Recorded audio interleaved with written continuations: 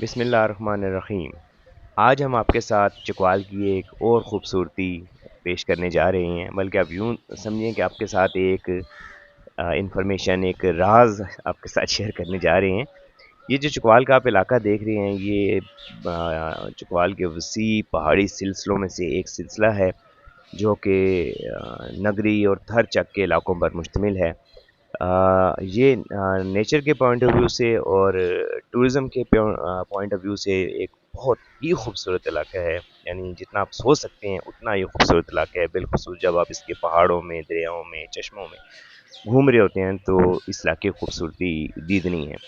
اس علاقے میں جو وائلڈ لائف ہے وہ بھی ماشاءاللہ بہت زبردست پائی جاتی ہے، اور اسی میں سے ایک چیز آج ہم آپ سے شیئر کرنے جا رہے ہیں جس کو ووڈ پچن کہتے ہیں، جو آپ نے اس ویڈیو کے شروع میں دیکھا بھی تھا۔ اس کو لوکل لینگویج میں کوی کہا جاتا ہے، اور آپ حیران ہوں گے آج ہم اس کوی کا آپ سے وہ علاقہ شیئر کرنے جا رہے ہیں جو اس کا ہیبیٹیٹ ہے، جہاں پہ یہ رہتی ہے۔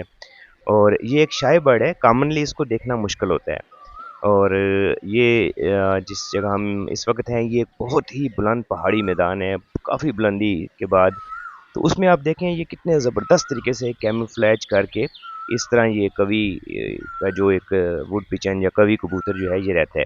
یہ کافی بڑے سائز کا کبوتر ہے، اس کی جو لمبائی ہے تقریباً 1.5 فٹ ہوتی ہے، اور کھلے پروں کے ساتھ اس کی جو چوڑائی ہے وہ 3 فٹ تک چلی جاتی ہے۔ اور اس کا وزن کامنلی دیکھا گیا ہے کہ آدھا کلو سے تو زیادہ ہوتا ہی ہے، لیکن پونے کلو تک بھی یہ اس کا وزن پہنچتا ہے۔ یہ کافی بڑا پرندہ ہے، اور یورپ کا یہ آبائی پرندہ ہے۔ اس کی نارمل عمر 3 سے 5 سال دیکھی گئی ہے۔ ابھی آپ دیکھیں گے یہ کن جگہوں پہ یہ بالکل بیابان علاقہ ہے جہاں پہ یہ رہتا ہے، لیکن یہ بھی دیکھا گیا ہے کہ اس کی عمر 17 سال 8 ماہ بھی ریکارڈ کی گئی ہے، اور یہ یورپ سے ٹریول کر کے یہاں آتا ہے۔ آج سے 20-25 سال قبل اس پرندے نے چکوال کو اپنا مستقل مسکن بنا لیا تھا، اور چکوال کے بعض علاقوں میں اس کے بہت بڑے بڑے جو ابدار کہہ سکتے ہیں ان کی صورت بھی یہ نظر آتا ہے۔